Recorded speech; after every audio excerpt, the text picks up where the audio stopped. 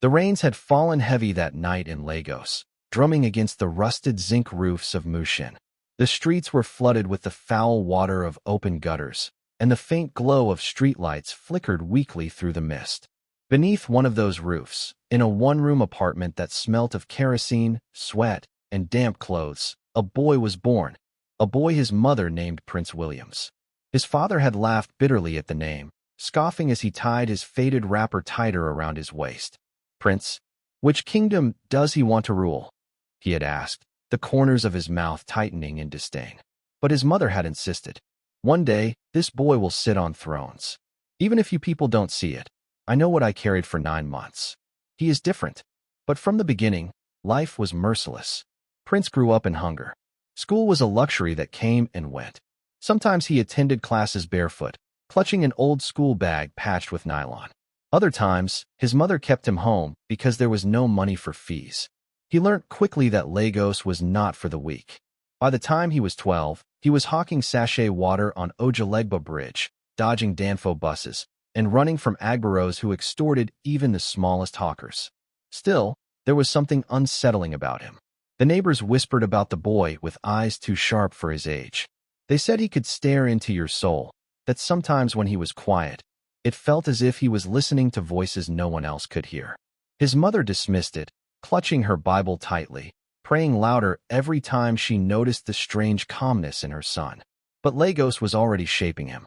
At 14, Prince met boys who were different, boys who did not hawk or beg.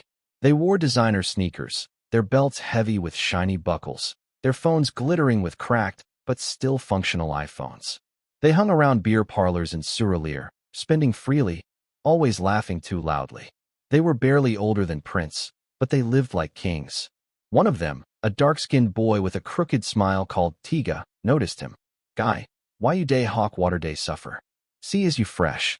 You fit follow us chop life," he said, grinning, gold teeth flashing. Prince was curious. "What a day do?" Tiga chuckled. "Nah work.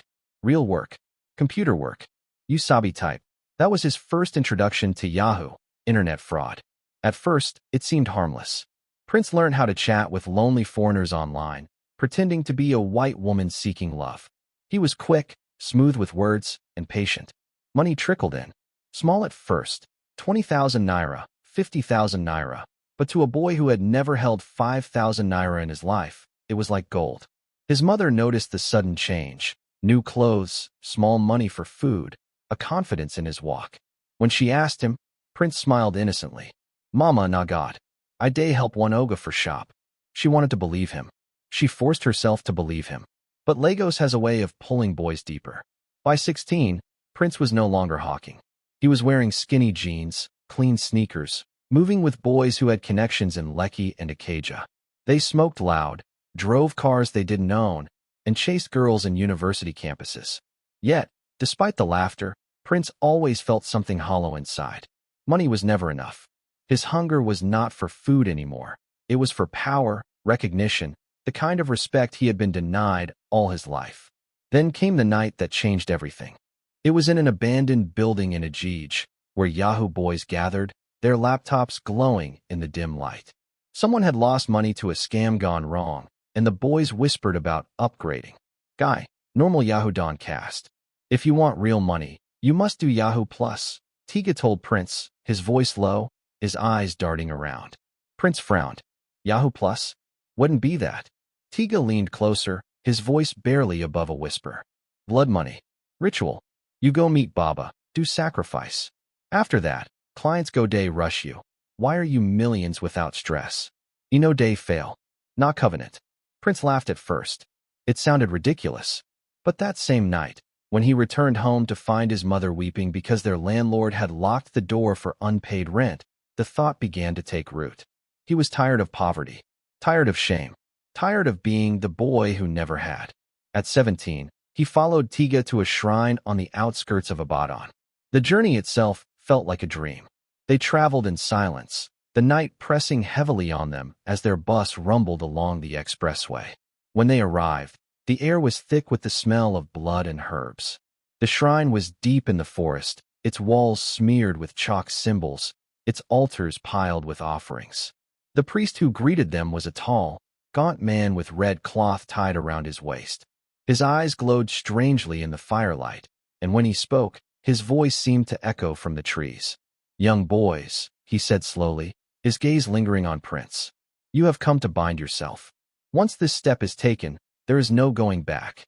Your blood will speak louder than your tongue." Prince's heart pounded, but he stood still. Poverty had already chained him. What more could a covenant do? The priest demanded a sacrifice. Not money, not goats, human life. Tiga had already come prepared, dragging behind him a trembling young girl whose mouth was gagged. Prince froze, horror twisting his stomach. This one not innocent girl nah, he stammered. Tiga shrugged. "Guy, not the price. If you know fit, go back to your gutter life. Me, I day move forward." Prince trembled, torn between fear and hunger. But when the priest's eyes bore into him, when the flames flickered and the chanting rose, something inside him broke. That night, under the moonlight of Abaddon Forest, Prince Williams dipped his hands in blood for the first time. When it was over, when the girl's screams had faded into silence and her blood had soaked into the earth, the priest handed Prince a small black pot. Inside was a red liquid that shimmered unnaturally. "Drink," the priest commanded. Prince hesitated. His throat felt dry, his body shaking. But Tiga nudged him. "Guy, not here your destiny day. Drink am." With trembling hands, Prince lifted the pot to his lips and drank. It burnt through him like fire, his chest searing, his vision blurring. He collapsed to the ground, gasping, as strange voices filled his head. He saw shadows dancing, heard whispers of wealth, promises of power, laughter echoing from unseen mouths. When he opened his eyes again, the priest was smiling. "It is done. From today, you belong to them. The spirits will bring you riches, but you must keep feeding them. Blood for blood, life for wealth." Prince stumbled to his feet, dizzy but strangely alive. He felt a surge of power in his veins, a strange certainty that the world had shifted in his favor. The next morning, back in Lagos, his first client sent him $10,000 without question. His journey had begun. The night was thick and humid in Lagos. Streetlights flickered weakly along a Gege motor road, throwing broken shadows across the asphalt. Danfo buses honked aggressively as they swerved to pick up last-minute passengers. Hawkers balanced trays of gala, plantain chips, and cold sachets of pure water, shouting at the top of their voices to make a sale before the night swallowed the streets. Amid the chaos, a boy stood still under a dim light, his eyes restless, his mind turning over a dangerous idea. His name was Prince Williams. At 17, he already carried himself with the swagger of a young Lagos hustler. Tight-fitted jeans, white sneakers already stained with dust, and a slim-fitted t-shirt that clung to his skinny chest. His hair was trimmed in a fresh fade, but his eyes betrayed hunger. The hunger not for food, but for escape. He was tired of the poverty that defined his family's existence in Mushin. Tired of the days his mother sent him and his younger siblings to bed with nothing but Gary and sugar water. That night, he stood by a kiosk, waiting for someone, a shadow in the neon chaos. From the darkness of a side street, a man emerged. Tall, muscular, with tribal marks slicing down both cheeks, his presence immediately shifted the atmosphere. Even the Okada riders who normally never cared about anything lowered their voices when they saw him. This was Baba Fatai, a feared juju priest known across Mushin as a man who opened ways for boys who wanted fast money. His shrine was whispered about by mothers who warned their sons to avoid him, but ironically, it was the same shrine their sons flocked to when poverty bit too hard. Prince's heart pounded when Baba Fatai's eyes locked on him. "You be the small boy way day find way abi?" Baba Fatai's deep voice rolled like distant thunder. Prince swallowed and nodded. "Yes, Baba. I know want suffer again. I want make money. Big money." Baba Fatai studied him for a long moment, his face unreadable. Then, without another word, he turned and began to walk. Prince followed, his legs trembling as he realized he was stepping into a world that had swallowed so many boys before him. They wound through narrow alleys, past zinc houses and smoky bukas, until they reached an unassuming compound. A red cloth was tied across the wooden gate, fluttering in the night breeze. Inside, the compound smelled of blood and palm oil, thick and suffocating. At the center of the yard stood a shrine, covered with cowries, feathers, carved wooden figures, and bowls filled with dark, congealed liquid. Prince's breath caught in his throat. "You say you want make money," Baba Fatai growled, circling him slowly like a predator. "But money get price. Inobi Yahoo ordinary my Pekin. Ibi Yahoo plus. Blood go enter. Sacrifice go enter. Spirit go follow you till you die. You ready?" Prince hesitated. He thought of his mother, who worked as a cleaner in Balagan Market, scrubbing dirty toilets for pennies. He thought of his father, long gone, abandoning them when the suffering became too much. He thought of his younger sister, Ifyananya, who cried herself to sleep when hunger clawed too deeply. His chest tightened. "I day ready," he whispered. Baba Fatai's lips curled into a smile that revealed stained teeth. "Good. Then tonight, you go take blood oath." The ritual began. The old priest lit candles made of black wax and poured gin over the ground, chanting incantations in Yoruba that made Prince's skin crawl. A live chicken was brought out, its wings flapping violently. With one swift motion, Baba Fatai slit its throat, letting the blood spill into a clay bowl. The boy watched, frozen, as the blood mixed with other strange herbs and powders. "Bring your hand," Baba commanded. Prince extended his trembling right hand. With a razor blade, Baba sliced his palm and squeezed it into the bowl. The warm chicken blood mixed with his own. Baba dipped a carved cowrie shell into the mixture and smeared it across Prince's forehead. From that moment, something shifted inside him. The night air grew colder.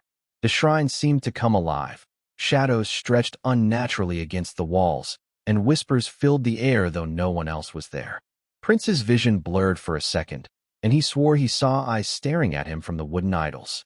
"Spirit don't take you," Baba Fatai said solemnly. "From today, now your hands go kill, now your head go carry blood, but now money go follow you. You go be rich, but you no go ever get peace." Prince's breath was heavy. Yet, even through the fear, a strange thrill coursed through him. He had crossed over. He had chosen money, no matter the price. That night marked the beginning of his journey into darkness. The first money ritual assignment came only a week later. Baba Fatai summoned him again, this time with a chilling instruction. "You want rise quick? You go bring me girl. Virgin or small Pekin if you fit. Their blood day sweet pass." Prince froze. The words twisted his stomach. A girl? A child? He thought of his sister again. But the thought of being broke forever haunted him more. He wanted to be like the boys he saw driving flashy Benz cars through Lagos, spraying money at clubs, posting stacks of dollars on Instagram. And so, temptation swallowed morality. He lured his first victim, a teenage girl named Amaka, barely older than his sister. She had followed him out of trust, believing his sweet words about just chilling in a new apartment. But her trust was betrayed. Under the cover of night, she was dragged into the shrine, her screams silenced by the chanting of Baba Fatai. That night, the spirits claimed her blood. Prince felt his soul tear apart when he saw her lifeless eyes staring at him. For days, he couldn't sleep. But then, 2 weeks later, money began to flow. A stranger in London sent him $20,000 in a Yahoo scam that went through without suspicion. Another victim wired $10,000 into his account. He could not believe his eyes. His small, cracked Infinix phone buzzed with credit alerts that made his heart race with wild excitement. With the first millions, he transformed. He bought new clothes, designer sneakers, fitted jeans, gold chains. He rented a 2-bedroom apartment in Suralere, far from the zinc shack his mother still struggled in. He began clubbing at Quillock's, where Lagos big boys popped bottles of Hennessy and Davido blared from the speakers. Girls started noticing him, pretty campus babes from Unilag who wouldn't have spared him a glance before. Now they called him Baba Alawo. But behind every bottle of Hennessy, behind every Instagram post of dollar bills, the shadows followed him. At night, he heard whispers. Sometimes, the face of Amaka flashed in his dreams, blood dripping from her forehead. He would wake up sweating, heart pounding. Still, the money drowned the guilt. By the time he turned 19, Prince Williams was already living the life most Lagos boys only dreamed of. He had a Mercedes-Benz C-Class parked in front of his apartment, 2 iPhones, and bundles of cash he sprayed at Owambi parties. His mother wept when he gave her 500,000 naira in cash one day, though she never asked where the money came from. God don bless you, my son, she said, tears in her eyes. But Prince knew it wasn't God. It was the spirits, and they were growing restless. Because by age 20, the covenant deepened. Baba Fatai called him back, his face grim. Spirit day complain, he said. Dem say your sacrifice never complete. If you want reach billionaire level, if you want day untouchable, you go bring blood way close to you. Blood of family. Prince froze. His body turned cold. Family? Yes, Baba continued. Mama, Papa, brother, sister, anybody way your blood day connect. That not the final key. The words pierced Prince's heart like a dagger. For the first time, real fear gripped him. He thought of his mother, bent with age but still cooking beans and plantain by the roadside. He thought of Ifyananya, his baby sister, now just 12, her innocent laughter filling their compound. The spirits wanted them, and if he refused, he knew what would happen. He had seen it before. Boys who backed out after tasting Yahoo plus riches ended up mad, naked on the streets, or mysteriously dead in accidents that defied explanation. That night, Prince could not sleep. The Lagos rain poured heavily against his window, but it did nothing to silence the voices. They whispered endlessly. Blood, family, blood, family. His journey into darkness was about to reach a point of no return. The nights in Lagos were always restless. Cars honked endlessly, Danfo buses screeched to sudden halts, hawkers shouted over one another, and the streets burned with neon light. Yet, somewhere in a 3-story mansion tucked away in Lekki Phase 1, a different kind of noise thundered, the sound of restless spirits. Prince William sat alone in his living room, his tall frame hunched over a bottle of Hennessy. The chandeliers glowed above him, but his eyes were hollow, red veins webbing across them like rivers of blood. Money was everywhere, bundles stacked on the glass table, foreign currency in designer duffel bags by the corner, and jewelry worth millions scattered across the floor like pebbles. But there was no peace. Not since the shrine. Not since the night he pledged himself to the deity that had given him this wealth. Everywhere he turned, he saw shadows. In the mirror, his reflection sometimes smiled back at him when he hadn't moved his lips.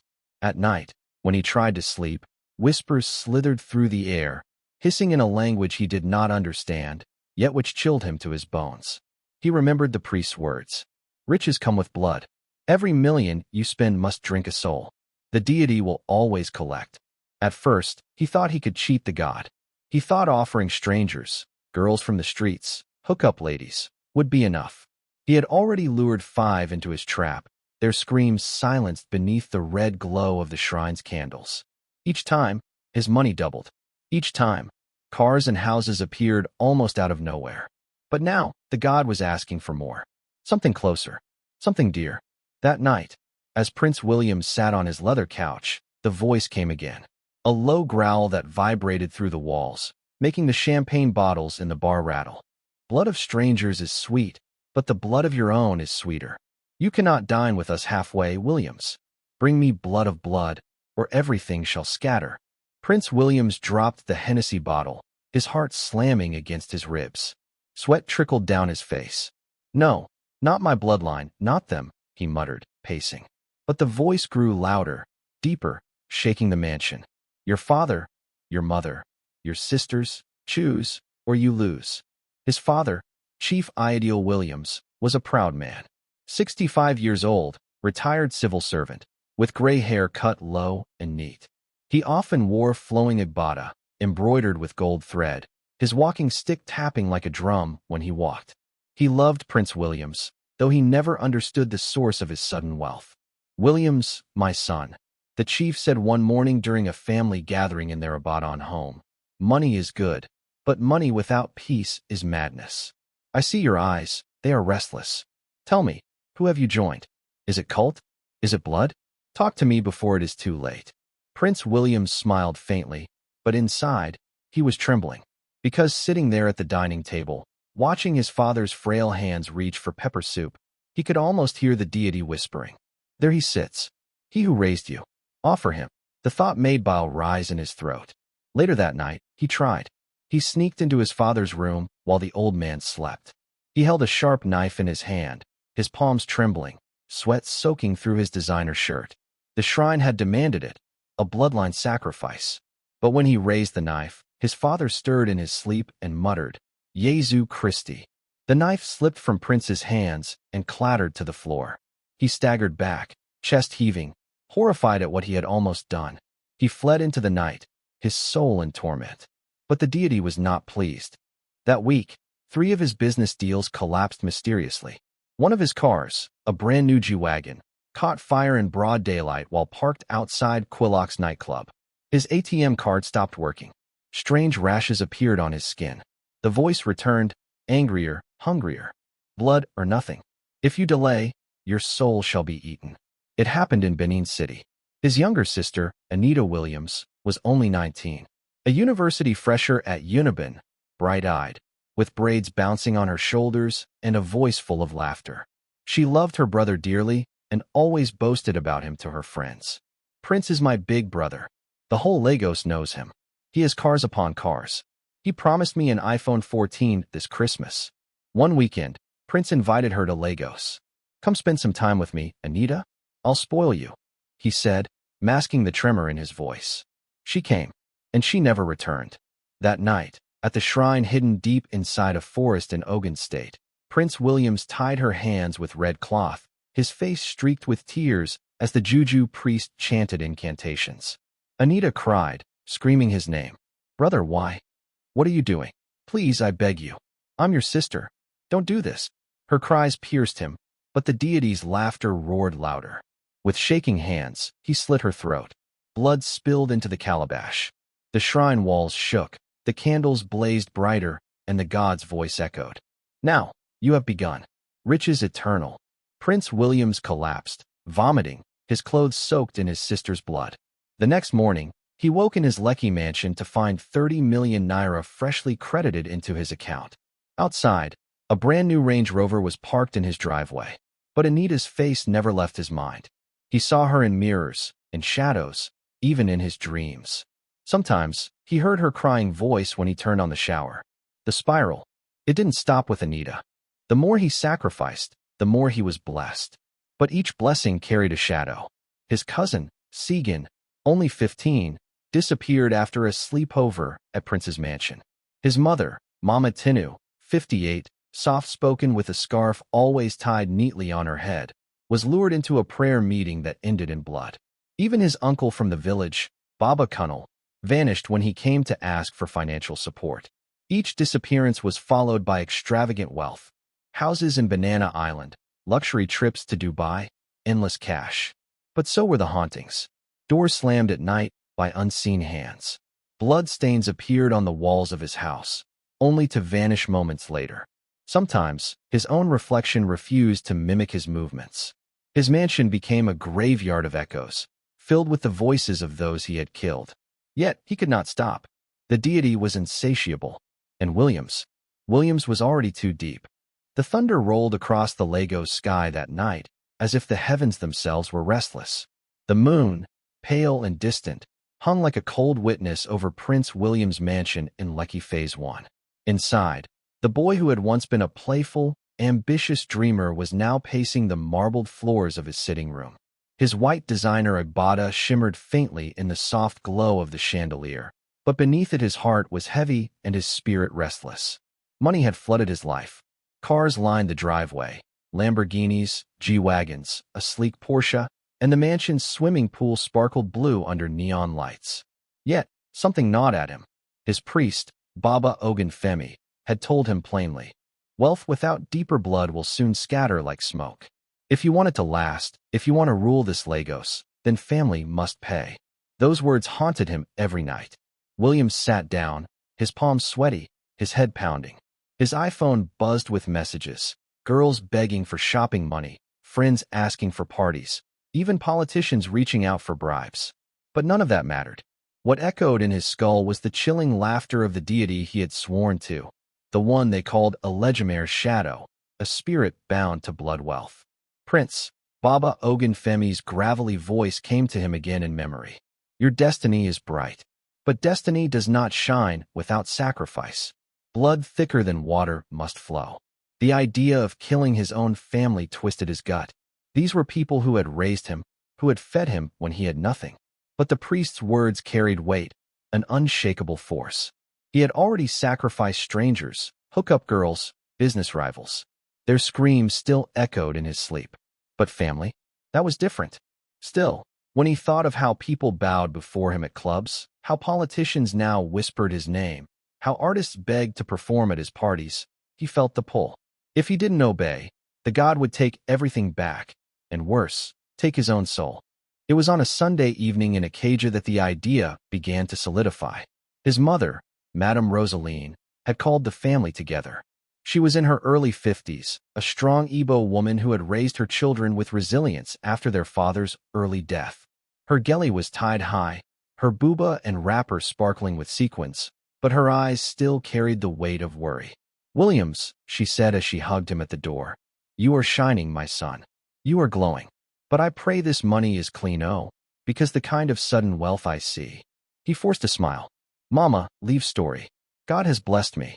His younger sister, Chioma, only 19, bounced into the sitting room, braids tied back neatly, her laughter filling the house. Big bro, carry me to Dubai nah, a beg," she teased, hugging him tight.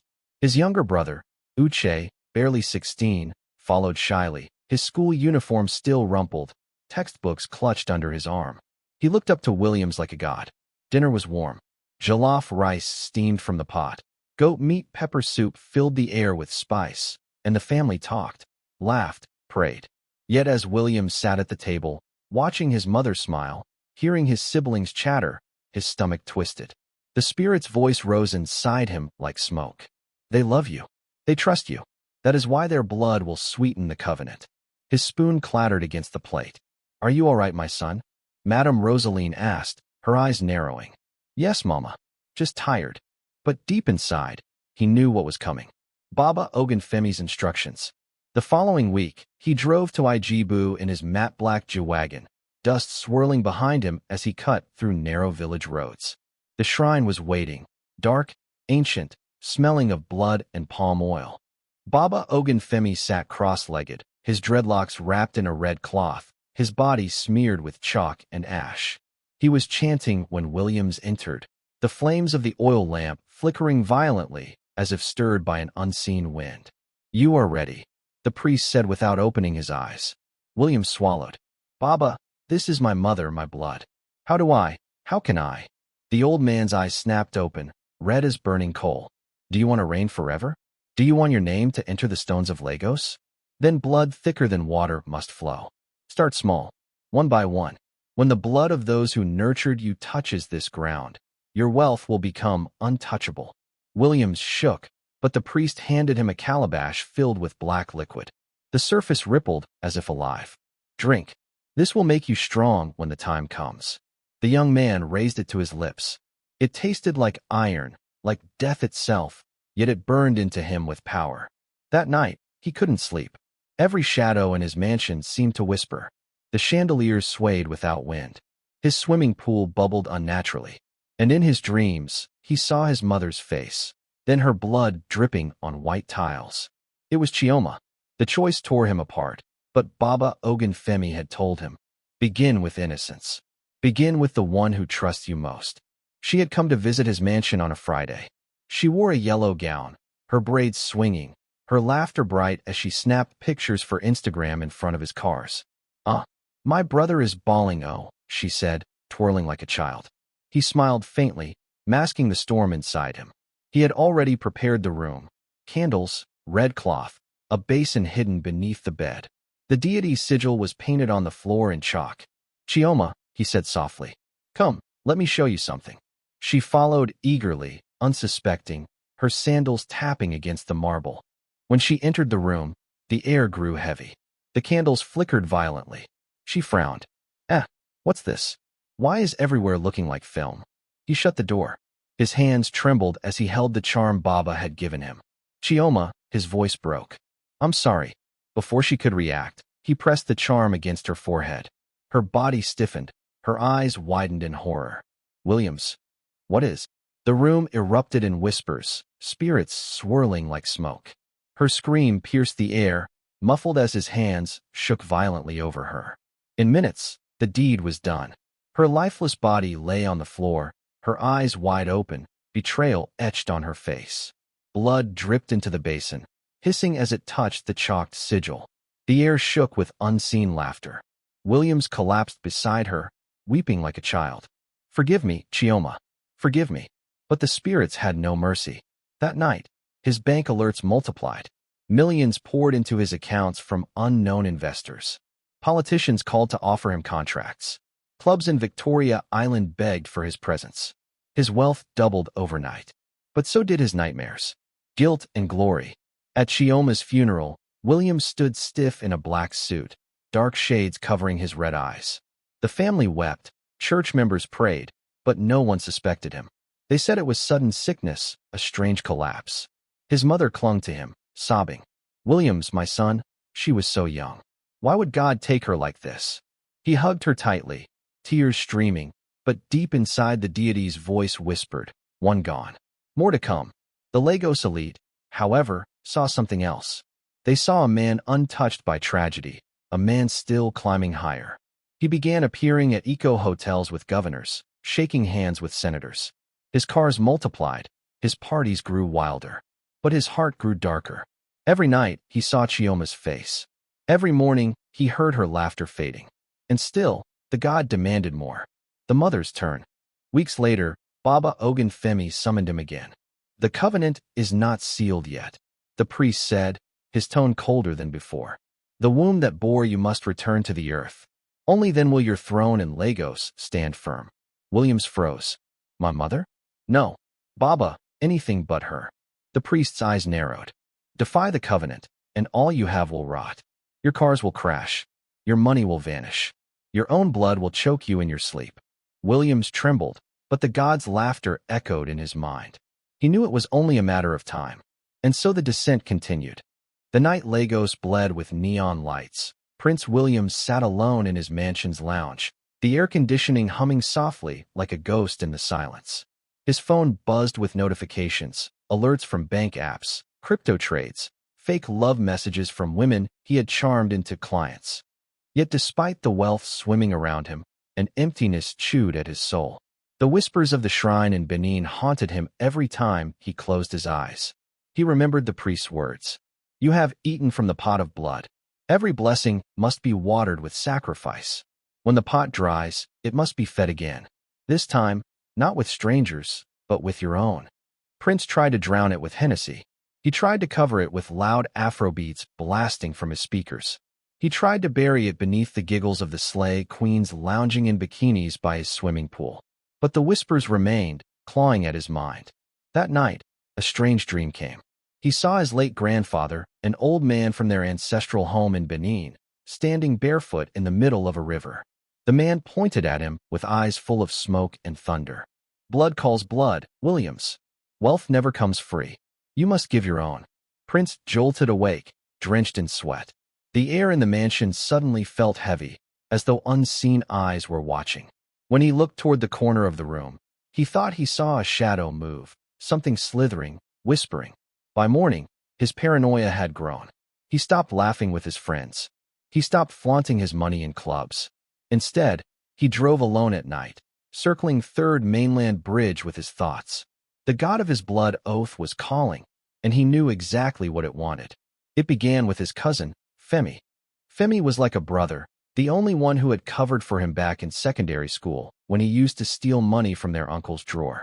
They had shared cheap noodles, fought bullies together, and even dreamed of making it big someday. But now Femi was poor, struggling in Ajagunal with no job, no prospects. One evening, Prince drove his G-Wagon into the narrow streets of Ajagunal and called Femi out. Femi's eyes widened with admiration. "Guy, see as you don fresh. See this your car, ah? Baba, you don blow-o." Prince forced a smile. "Enter. Make I carry you go flex small. You deserve am."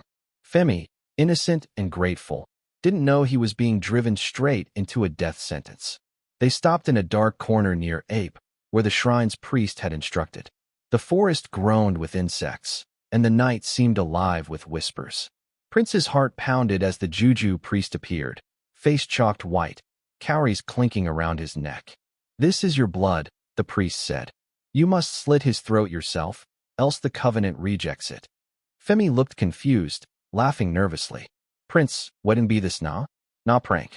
A beg, stop this thing. But Prince's hands trembled as he held the ritual dagger. His cousin's voice cracked, full of fear. Guy, no do am. Remember all way we don share. No let money blind you. The whispers in Prince's head grew louder, drowning out Femi's screams. Blood must flow. Wealth must grow. And so, with tears streaming down his face, Prince drove the blade across his cousin's throat. The ground swallowed the blood, and the night went silent. The next morning, Prince woke up to a credit alert of 400 million naira. The family begins to notice. At first, nobody suspected. Femi was poor, invisible, and his disappearance was chalked up to probably relocated or maybe gone hustle. But inside Prince's soul, the torment deepened. Every time he looked at his mother's smile, he saw blood dripping from her lips. Every time his younger brother laughed, he heard a scream echoing. The god was not satisfied. The priest summoned him again to Benin. Inside the shrine, lit with burning palm oil lamps, the walls painted with chalk symbols, the priest spoke. You have fed the god once. But wealth is a jealous master. Each rise demands a deeper sacrifice. The next must come from your mother's side. Prince froze. My mother? The priest's eyes narrowed.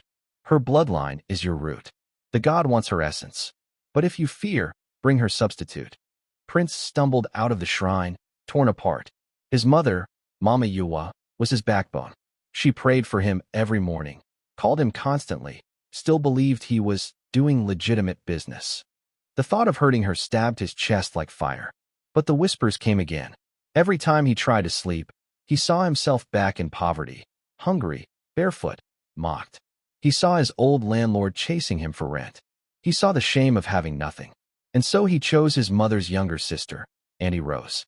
Auntie Rose was a midwife in Benin, a woman who had carried Prince on her back as a child.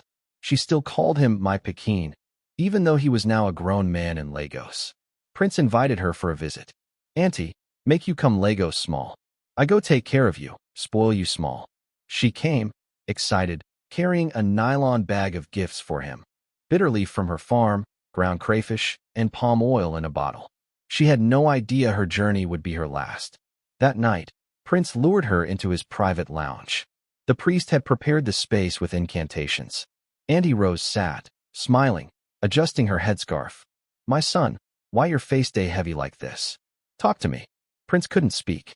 His hands shook as he held the ritual knife again. Tears burned his eyes. Forgive me, Auntie, he whispered. But the god wanted blood. The scream never left the walls of the mansion. By dawn, her body had vanished, swallowed by the ritual. Prince checked his phone. Another credit alert had arrived. 1.2 billion naira. The money flowed like a river now. His businesses expanded. Clubs in Lagos hailed him as Prince Billion. Politicians started inviting him to private meetings. Girls lined up, desperate to taste his wealth. But in the quiet hours, when the music stopped and the lights dimmed, the shadows came. He began to hear voices even in daylight. At meetings, he would see blood dripping from people's faces. At parties, he would hallucinate corpses dancing with the living. His mother noticed. Williams, my son, why your eyes red like this? Why you day lose weight? He lied, brushing it off. But she began to pray harder. At night, she placed her Bible by his door. The god hated it. Shadows in his mansion hissed at the holy book. The priest warned him. Your mother's prayers are fighting the covenant. If you do not silence her, your wealth will crumble. She must be given. This was the greatest torment. Mama Yuwa was his heart. She had raised him alone after his father died, selling Gary in the market just to pay his school fees. She had starved so he could eat. She had prayed endlessly for his success. And now, the god demanded her life. Prince delayed for weeks, avoiding her. But the shadows grew violent. His businesses began to shake. Deals failed. Accounts froze. Every time his mother called to check on him, his phone would burn hot in his hand, as though the god was reminding him. One night, he drove to her house in Ibadan. He sat in the car for hours, staring at the light in her window. He saw her silhouette moving around, cooking, humming an old hymn. Tears streamed down his face. Finally, he stepped out, dagger hidden under his agbada. He knocked. She opened the door, smiling warmly. My son, she exclaimed, hugging him. You came. Ah, God bless you. Prince trembled, his heart tearing apart. Sit, Mama. I came to see you. She served him rice and stew, fussing over him, asking if he was eating well. And the whole time, the dagger weighed heavily in his pocket. When she left to fetch water, he stood, shaking violently. The whispers screamed in his ears. Do it. Do it now. Mama Yua returned, carrying a jug. She looked at him strangely. Williams, why you day cry? He broke down, sobbing, falling to his knees. Mama, forgive me. I know fit stop it. I know fit. Her eyes widened as realization dawned. She dropped the jug, water spilling across the floor. Jesus Christ. Williams, what in you don't enter? Who day control you? My God. My son. He wailed, holding his head. But the shadows surged around the room, their black forms pressing against him, forcing his hand. The Lagos mansion was silent, unnervingly so. No sound of Afrobeats playing from the speakers, no giggling from the girls he used to bring in and out like merchandise, no laughter of friends bragging about the latest bins they had imported. The mansion breathed like an empty shrine, heavy with shadows. It was as though the gods he had invited into his life had swallowed every sound, leaving only silence behind. Prince William sat in the middle of his vast living room, half-dressed in a white designer singlet and black trousers, the gold chain dangling heavily on his neck. His eyes were bloodshot, restless, flickering like flames in the dark. The only light came from the candle he had placed on the tiled floor, beside the small wooden effigy wrapped in red cloth. The effigy was the deity's image, the very power that had given him wealth, cars, women, and fearsome influence. But tonight, the power was hungry again.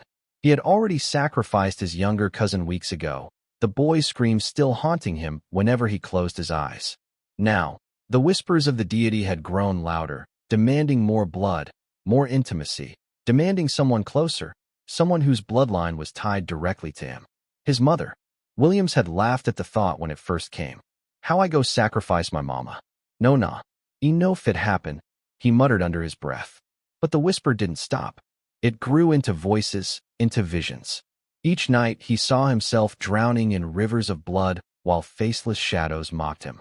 And every morning when he awoke, the mansion felt emptier, his cars looked duller, his money carried the scent of decay. Now, as he sat on the cold tiles, sweat dripping down his temple despite the air conditioning, he heard footsteps. Slow, deliberate, firm. It was her. Mama. William's voice cracked, more a plea than a greeting. The old woman stood at the entrance of the living room. She wore a simple wrapper and blouse, her scarf tied neatly around her head, her Bible clutched firmly in one hand. Her face was lined with age, but her eyes burned with a strength Williams hadn't seen since childhood. They were not afraid. Williams, she called, her voice calm, yet laced with grief. My son, what have you done to yourself? Williams swallowed hard. His lips trembled, but he forced himself to speak, switching to a street-hardened Lagos slang as though words could shield him. Mama, no day follow me talk like say I be small Pekin again oh. I day run my things, I day secure the bag. This life na survival. If you no get money, nah who go even look your side? USEF no nah. But his mother did not flinch. She stepped further into the room, her bare feet brushing against the tiles, her Bible pressed tighter to her chest. Survival? She asked softly, shaking her head. Is it survival to bathe in blood? To trade your family for gold? Williams, I carried you 9 months. I prayed for you when I had nothing. And this is how you repay me. Williams' jaw tightened. The voices in his head began to hiss. Sacrifice her. Sacrifice her now before she curses your destiny. Blood must flow. He shut his eyes, pressing his palms against his ears, but the whispers only grew louder. Mama, a beg, leave here. You no go understand. You day call prayer, but prayer no day pay house rent. Prayer no day buy Benz. Na sacrifice day make man climb. His voice broke into a scream, trembling with both rage and despair. The candle beside him flickered wildly. The wooden effigy seemed to quiver, almost alive. His mother dropped her Bible on the floor and stretched her hands toward him. My son, listen to me. The devil never gives free gifts. Everything you think you own now, your cars, your houses, your women, they will all turn to dust. The gods you serve will demand everything until nothing remains. But you can still turn back. Her words hit him like daggers. For a brief second, Williams saw his childhood flash before him. His mother carrying buckets of water on her head while holding his hand. Her laughter as she gave him roasted corn on the roadside. Her tired eyes after working late into the night just to pay his school fees. His throat tightened. Tears stung his eyes. But the deity was not silent. The effigy shook violently now, its red cloth loosening, and a deep guttural growl filled the room though no human lips had spoken it. If you do not give her to me, I will take you instead. Her blood or your life. Choose. Williams fell to his knees, clutching his head, screaming, Mama, leave. Leave this place before. But she stepped closer, kneeling in front of him, her trembling hand reaching to touch his cheek. My son, I will not leave you. Even if you kill me, my spirit will never stop praying for you. Her hand was warm, soft, filled with the love of a mother who had seen too much but refused to give up. William sobbed. He had not cried in years, not since the first day he walked into a shrine and poured blood into a calabash. But tonight, in front of the woman who gave him life, he wept like a child. Why me, Mama? He whispered. Why me? The deity growled again, louder this time, shaking the entire mansion. The chandelier rattled, the candle extinguished itself, plunging the room into near darkness except for the glowing eyes of the effigy. Choose, Williams. He trembled, his body seized between two worlds, the blood oath that had made him wealthy and the love of the only person who had ever truly stood by him. And then, the door burst open. A sudden gust of cold wind swept through the living room, as if unseen spirits had entered. Williams turned sharply. His younger sister, Amara, had walked in, clutching her school bag, eyes wide with terror. Brother, she screamed. What is happening? Why is everywhere shaking? His mother gasped, rushing to shield Amara behind her. Williams froze. The voices laughed now, hideous and mocking. If not her, then the girl. The blood of your sister will sweeten the covenant. Choose quickly, before dawn breaks. The mansion seemed to breathe with the ultimatum. Shadows swirled, the walls groaned, and the effigy's eyes glowed brighter, waiting. Williams was trapped. Mother on one side, sister on the other, and the deity's demand echoing like thunder in his skull. The night was heavy with silence, the kind of silence that Lagos only knew after midnight when the horns died down and even the generators hummed with exhaustion. Prince William sat in his room, sweating though the fan was blowing directly on him. His phone screen glowed before him, and the last WhatsApp message from his juju priest lingered like a curse on his chest. If you do not deliver blood before the new moon, all your wealth will vanish, and your life will be taken in exchange. The priest's words had been clear. The money ritual covenant was tightening around his neck like a noose. He had sacrificed goats, rams, and countless hens. He had even lured strangers, girls he picked from clubs and bars in Lekki, young women who disappeared without a trace into the pit at the shrine. But the deities were angry now. Their hunger had grown. They demanded blood that carried his lineage. Tonight, he had chosen his mother. Prince Williams's chest rose and fell as he stood outside her door. The old wooden door creaked as though it knew what was about to happen. Inside, Mama Comfort was kneeling before her bed, her Bible open, whispering prayers into the night. Her voice quivered but did not break. Father, deliver my son, break the chains that bind him. Whatever evil spirit has taken over his heart, Lord, destroy it before it destroys him. Williams froze. Those words cut through him sharper than the cutlass he was holding. His mother was praying for him, still, after everything. But the deities did not care about sentiment. He had been warned. If he hesitated, his mansion in Banana Island would crumble, his fleet of cars would vanish, and his life would be claimed in their place. The cutlass trembled in his sweaty hand. His breath came ragged. Suddenly, Mama Comfort turned her head slightly, as though sensing his presence. Williams, she said softly, not even turning fully. I know you are there. He staggered back, startled. How did you? She stood slowly, her wrapper loose around her shoulders, her face glowing faintly in the dim candlelight. Her eyes were weary but steady. A mother knows when her child carries blood on his hands. You think I don't hear the whispers? The cries of those girls you lured? The way the neighbors look at me now? My son, you are drowning. Stop, Mama. William snapped, his voice cracking. Don't make this harder for me. But Mama Comfort stepped closer, unafraid. Harder for you? What about me? I carried you in my womb, suffered for you, prayed for you when you had nothing. And now, the boy I raised wants to spill my blood in the night." Her words were daggers. His grip on the cutlass faltered. His eyes burned with hot tears. At that exact moment, the shrine in his mind seemed to awaken. The voice of the deity slithered through his ears like a snake. "Strike her now, or I will strike you down." Williams clutched his head, groaning, his cutlass swinging dangerously close. The candle flickered violently, as though the spirits themselves had entered the room. Mama Comfort's Bible fell to the ground, its pages fluttering to the verse she had been reading. "What shall it profit a man, if he shall gain the whole world, and lose his own soul?" "Shut up," Williams screamed, not sure if he was shouting at his mother or at the voices in his head. His whole body shook. His veins bulged. The spirits demanded blood. Mama Comfort fell to her knees, tears streaming down her cheeks. "If it is my blood you want, Williams, then take it. But know this, my God will never let you rest. Even if you cut me down, your covenant will never bring you peace. You will eat wealth, but it will choke you. You will sleep in a mansion, but your nights will be haunted. My blood will not make you rich, it will curse you."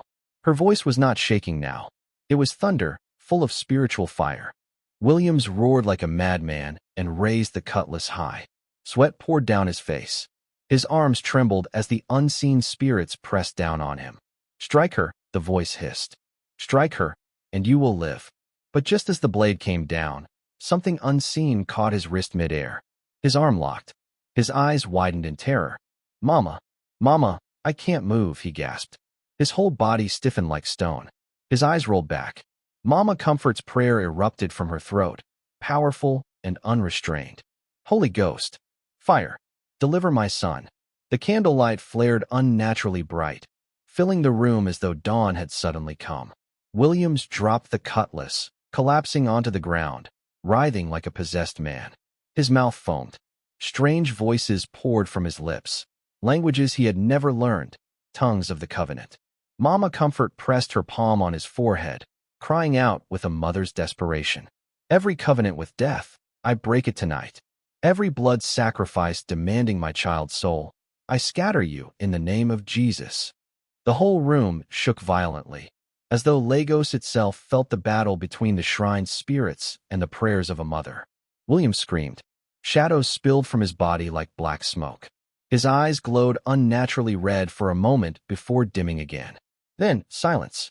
His chest heaved as he gasped for air, lying on the floor beside the cutlass. His body was drenched in sweat. Mama Comfort knelt beside him, holding him close like a child, whispering through her tears. "My son, you are not too far gone. Return before the gods finish you." But deep inside Williams, beneath his trembling and shame, the voice of the deity still lingered, faint but alive. "This is not over. Blood will find blood." And with those words, the camera of fate pulled back from the mother's candlelit room into the dark Lagos night, where the shrines waited and the gods sharpened their hunger for another day. The night Lagos slept, Prince Williams was wide awake. His mansion in Lekki Phase 1 gleamed under the orange glow of streetlights, yet inside, shadows moved like restless spirits. The failed sacrifice of his mother haunted him. Her screams still echoed in his ears. Worse, the deity he had bound himself to, the faceless being from the shrine in Benin, was not silent. It had begun to whisper in his dreams, its voice a chilling hiss. "Blood must flow. You cannot turn back. You must finish what you began." Prince Williams had thought he was strong. After all, at just 21 he already lived like a Lagos big boy, Rolls Royce in his garage, girls swarming his mansion every weekend, politicians shaking his hand at nightclubs. But in truth, he was now a puppet. The deity pulled his strings tighter with each failed ritual. That night, his mother had escaped, bleeding but alive. He knew the gods were angry. And in African juju, unfinished sacrifices were dangerous, deadlier than not making them at all. They brought madness, poverty, and even death. So, Williams turned to Chief Odogwu, the juju priest from Benin who had first introduced him to the covenant. Odogwu's shrine sat deep in the red soil forest, where iron pots steamed with blood and carved wooden masks stared with lifeless eyes. When Williams arrived, still trembling, Odogwu spat on the ground and barked. "You fool! You failed the covenant. The gods do not play. Now they will demand even more blood, your blood, or theirs. If you want to live rich, you must be ready to lose what you love the most. Prince Williams clenched his fists. His voice was hoarse. Tell me what to do. I cannot go back to being poor. I cannot live like an ordinary man again. The priest's eyes glowed like burning coal. Then prepare yourself. The gods will ask for bigger sacrifices. Your bloodline is now their inheritance. First your siblings, then your father. Only then will they forgive the insult of your mother escaping. William staggered backward. His siblings? His younger brother, Michael, only 15, still in secondary school?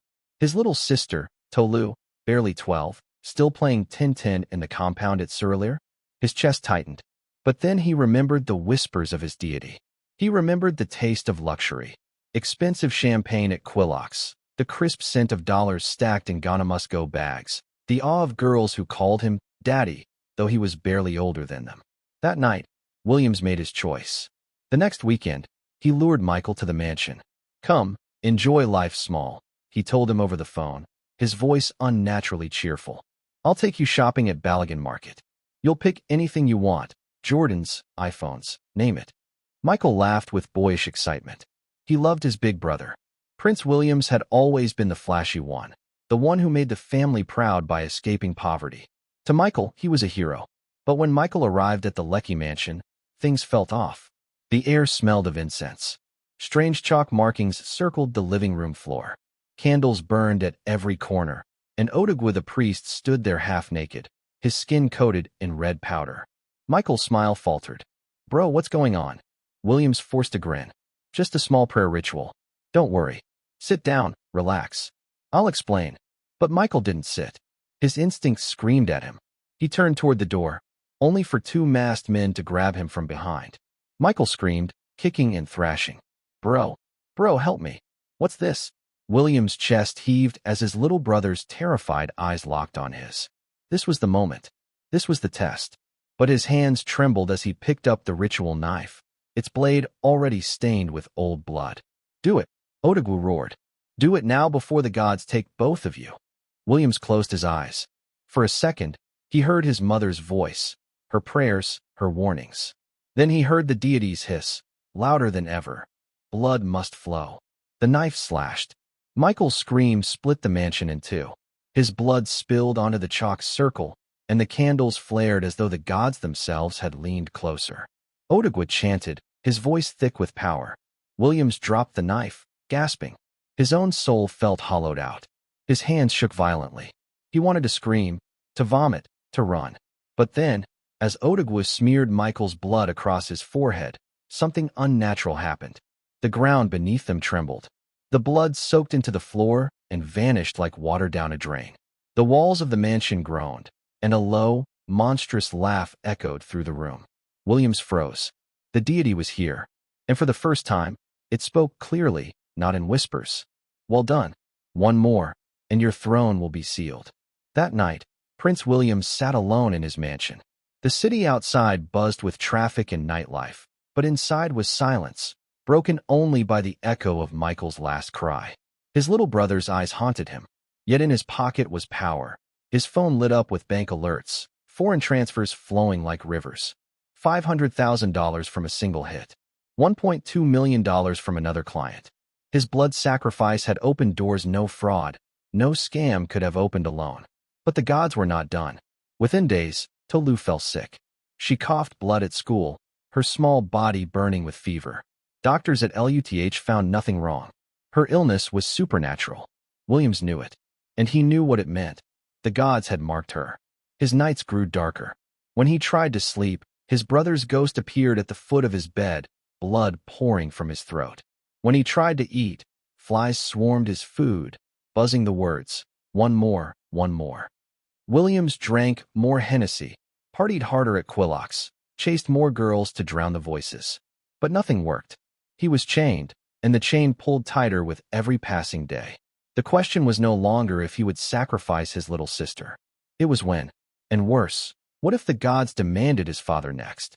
The night air in Lagos was heavy with the stench of rain-soaked dust and exhaust fumes from Danfos racing down the expressway.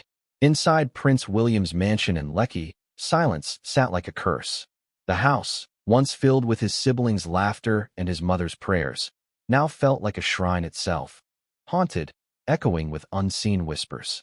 He sat in his expansive living room, dressed in a white kaftan now stained with drops of blood that he hadn't bothered to wash away. His trembling hands clutched a bottle of Martell Blue Swift, half empty, yet unable to numb the chaos in his head. On the floor, beside the Persian rug, lay the remains of the sacrificial fowl that had refused to die properly during his failed ritual the night before. Its feathers stuck to the floor like accusations. The priest's words haunted him still. The blood of strangers is not enough. The gods demand what is yours. Your own blood. Your family. His attempt on his mother's life had failed miserably.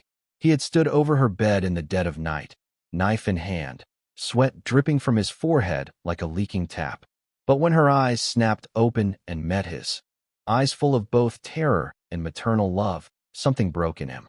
His hand had trembled, the blade grazing her shoulder, but not enough to kill. She had screamed, the neighbors had knocked, and Williams had fled the room in disgrace, his plan in shambles. Now he knew, there was no turning back. The gods would not accept weakness. If he faltered again, his wealth, his youth, his very life, would be torn apart like the fowl on the floor. At 2 a.m., his phone buzzed. The number was hidden, but Williams already knew who it was. He pressed the green button with shaking hands. Prince, the deep baritone of the juju priest crawled into his ear, steady and commanding. The spirits are angry. You tried to trick them. I couldn't, Williams stammered. His voice cracked like a boy's. It's my mother, Baba. She gave birth to me. How do I slaughter her like a goat? There was silence for a beat, then the priest laughed. A slow, chilling sound. Do you think wealth is bought with market coins? Did I not warn you that the gods feed on the most precious blood? If you hesitate again, you will not live to see 22. The gods will feast on you instead. Williams clutched his chest. His breath came in ragged gasps. His birthday was less than 3 weeks away. The priest's words were no empty threat. Already, his skin had begun to itch with strange boils. He woke at night drenched in sweat, his dreams filled with coffins and the sound of drums echoing from invisible shrines. I'll do it, he whispered finally, tears burning his eyes. Tell me what I must do. Bring them, the priest said coldly. One by one. Your siblings, your blood. The gods must drink before your day comes. Delay, and your soul will be dragged to the river of no return. The line went dead. Morning came with a deceptive calm. The Lagos sun baked the streets, hawkers shouted prices, and okadas weaved dangerously through traffic. But inside William's mind, there was only thunder. He drove to Suralere that afternoon in his black G-Wagon, music blasting too loud to drown his thoughts. His target was his younger sister, Adiz, a university student home for the semester. She was the one who had always defended him, even when neighbors whispered about his sudden wealth. He found her seated outside their family house, plaiting a little girl's hair. She looked up and smiled when she saw him. Willie, my brother, longest time, she cried, rushing to hug him. The innocence in her voice cut him like a blade. Williams forced a smile, masking the storm inside him. Adiz, hop in. Let's go chill. I'll take you somewhere nice. She hesitated, then agreed, excited to ride in his luxury car. As they drove, she chatted endlessly, telling him about school, about their mother's health, about how worried everyone was about him since he stopped coming home. He barely heard her. His mind was on the small bottle of dark powder in his pocket, the charm Baba had given him. If he sprinkled it on her drink, her body would weaken, making it easier to take her to the shrine. They arrived at a lounge on the island. The music thumped, lights flashed, waitresses in short skirts floated by. Williams ordered cocktails, his hands trembling as he discreetly poured the powder into Adiz's glass. Cheers, he said, forcing a grin. She raised her glass, but just as it touched her lips, her phone rang. She glanced at the screen. Ah, it's Mummy. She set the glass down and answered. Williams watched in horror as she laughed and chatted, her untouched drink sweating on the table.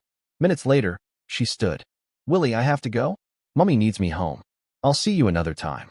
Before he could stop her, she was gone. Her glass still full, his plan shattered. Williams drove back to his mansion, fury boiling in his veins. He smashed a glass against the wall, screaming curses at the gods, at his own weakness. That night, he called Baba again. She escaped. William shouted. The charm didn't work. The gods do not smile on cowards, Baba replied coldly. If the girl is too slippery, then go for the boy. Your younger brother, Emeka. He is still a child, easier prey. William slammed the phone shut, his teeth clenched. 2 nights later, he lured Emeka to the house with promises of PlayStation and suya. The boy came eagerly, his school uniform still wrinkled from the day. He laughed and jumped around, excited to see his brother's luxurious home. Williams tried to smile, but his heart was leaden. He had prepared a room downstairs, lined with red candles and bowls of cow blood from the market. The shrine was ready. All that remained was the child's blood. Emeka, he said, his voice low, let's play a game. He led the boy downstairs. The candles flickered, casting monstrous shadows on the walls. Emeka stopped at the doorway, his eyes wide. Brother, what's this? William's hands shook as he pulled a knife from behind his back. Tears blurred his vision. It's just a game, he whispered. Don't be afraid. But as he raised the knife, Emeka suddenly screamed, a piercing sound that echoed through the mansion. The boy turned and bolted upstairs, crying for help. Williams dropped the knife, falling to his knees. His whole body shook violently, as though an unseen force mocked his failure. From nowhere, the lights flickered. The air grew heavy. He heard drums, low, rhythmic, not from this world. Then, in the shadows of his living room, he saw them, faint, glowing eyes staring at him. The gods had come to collect. From that night, everything spiraled. His businesses collapsed one by one. Bank accounts drained mysteriously. Cars broke down on the expressway. Friends avoided him. The mansion, once filled with parties, became a tomb. And the worst part, the gods tormented him daily. Every mirror reflected not his own face, but a bloodied version of himself. At night, whispers filled his ears. Blood, blood, blood. Still, Williams refused to stop. He grew more desperate, more violent. He prowled the streets of Lagos at night, targeting strangers, hoping to appease the gods with their blood. Prostitutes, beggars, even young boys he lured with money. But every time he offered their blood at the shrine, the priest's voice thundered in his head. Fool, the gods reject this. Only your bloodline will do. The shocking turn. One rainy night, with thunder shaking the sky, Williams made his most daring move. He returned to his mother's house. He found her praying in the living room, clutching her rosary, her lips moving in quiet supplication. He stood in the doorway, drenched from the rain, knife gleaming in his hand. Mama, he whispered, tears streaming down his face. She looked up, and her eyes widened, not with fear, but sorrow. Willie, she said softly, is this what money has done to you? My son, is this the path you have chosen? Her words broke him, but the god's whispers grew louder. His hand shook violently. He stepped closer, knife raised. But suddenly, something happened. The candles in the room blew out. The rain outside silenced. From the darkness, a voice, not his mother's, not his own, but something divine, echoed. Prince Williams, your blood is the final sacrifice. The knife slipped from his fingers. His knees buckled. His chest tightened, as if unseen hands squeezed the life from him. His mother rushed forward, but it was too late. Williams collapsed, blood pouring from his nose and mouth, his body convulsing violently on the floor. In the corner of the room, shadows gathered, forming the shapes of tall, faceless beings. They reached down, pulling something unseen from his body, his soul. His scream echoed through the house, piercing, endless, until it faded into silence. When the storm cleared, only his lifeless body remained. His mother knelt beside him, weeping uncontrollably, clutching the son she could not save. The air in Lagos felt heavier than ever before. Prince Williams, now barely 22, walked through the echoing halls of his Lekki mansion, but the marble floors no longer gleamed in his eyes. His fleet of exotic cars stood still outside, their engines cold, their glossy bodies covered with a fine coat of dust. For months now, he hadn't driven them. His once vibrant compound, which used to rumble with parties, blaring Afrobeats, and women's laughter, was eerily quiet. But the silence was not peace. It was haunted. At night, when the world slept, the shadows of his family rose. His mother's trembling voice called his name in the dark. His father's stern gaze pierced him from corners of the room. His siblings whispered prayers that burned in his ears like curses. He couldn't escape them. And then there were the gods. The shrine in Benin where he had once sealed his blood pact called to him constantly. The juju priest's words were carved into his soul like a curse. If you betray the covenant, your blood will become the debt. Your soul will never know peace. Your riches will taste like sand, and the spirits will hunt you until the earth rejects you. That covenant had been broken the night his mother confronted him. He had hesitated to kill her. That single act of weakness ruined everything. The deity was furious. The money that once flowed in torrents began to dry up. His business partners disappeared mysteriously, one after another, either dead, jailed, or ruined. His accounts were frozen without reason. His cars began to fail, one by one. His mansion lights flickered at night, and in the dead silence, laughter, his mother's laughter, echoed down the corridors. Williams knew he was losing grip. But still, pride held him. One rainy night, he stumbled into the shrine again, barefoot, his designer agbada soaked with mud and rainwater. He fell at the juju priest's feet, trembling, his once proud voice reduced to stutters. "Baba, help me, they will not let me rest. My family, their blood cries to me. I cannot sleep. I cannot eat. My riches are turning to dust. Baba, do something. Give me another chance." The priest, his eyes clouded with white chalk, spat into the fire before him. The flames hissed, green and red sparks jumping. "Young prince," the priest croaked, "did I not warn you? Did I not tell you that blood is not water? You spilled your family's blood, but left the covenant unfinished. You hesitated. And because of that, the spirits will take what they desire. No amount of sacrifice can undo the rot." Williams beat his chest in despair. "I will do anything, Baba. Anything. Take me to the gods. I will finish what I started." But the priest only shook his head slowly. "It is no longer in your hands." That night, Williams returned home to find the mansion crawling with shadows. It wasn't just hallucinations. It was real. His younger brother's ghost sat in the living room, flipping through the channels on the television, though the set had no power. His sister walked the halls, her eyes wide and glassy, whispering his name in a sing-song voice. His father stood outside by the garage, staring at the cars, muttering, "Is this what you traded us for? Iron and rubber." And his mother, oh, his mother. She sat on his bed, her wrapper soaked with blood, her eyes blazing with disappointment. Williams, her voice cut him open. "My son, my only son. Was this the destiny I prayed for when I carried you for 9 months? Is this the life I asked God to bless you with? Look at what you have become." He fell to his knees before her ghost, weeping uncontrollably. "Mama, forgive me. I was blinded. I was deceived. I thought I was chasing destiny. I thought I was securing us forever." Her form leaned closer, her face now twisted with both sorrow and anger. "And did you secure us? Did you secure the ones who loved you most? No, Williams. You sold us. You sold yourself." The lights flickered violently, the walls groaning as if the mansion itself was alive. Williams began to spiral into madness. He no longer left the house. His friends stopped visiting, terrified of the strange aura surrounding him. The neighbors whispered about the once flamboyant billionaire who now roamed his compound barefoot, talking to himself, his hair unkempt, his skin pale. And then came the final night. The rain thundered heavier than Lagos had seen in years. Floodwaters licked at the streets as lightning carved the skies. Inside his mansion, Williams lit candles in every corner, falling to his knees with a Bible in his hands. For the first time since his covenant, he called on God. "Jehovah," he screamed into the storm. "If you are real, save me. If you are real, forgive me. Take me out of their hands. Deliver me, Lord. Deliver me." But as soon as the words left his mouth, the mansion shook violently. The candles blew out. The walls cracked open, and from the cracks, blood began to seep, running across the marble floor, crawling toward him.